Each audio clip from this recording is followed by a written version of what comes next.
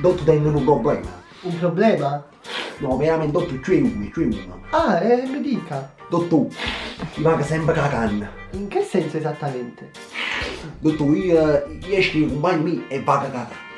Paga ballare e paga la canna. Dottor, mi paga sempre la canna, tutto parte. Ah, quindi ha un problema intestinale. Sì, dottor, sarà proprio una cosa destinata, come dicete voi, una cosa destinata proprio, una cosa del destino. Ma pure quando esco con la vogliona mia, paga sempre la canna. Ma c'è nascondere però, perché la vogliono messa la mente, dice che si sente la puzza, capito? Capisco. E le capita spesso questa cosa? Tutto sinceramente, quasi sempre, cioè diciamo che la mattina appena mi uscito, un mezzo troppo bagnato e la sera quando va in letto, va sempre cagando, sempre. Questi sono i sintomi di un colon infiammato.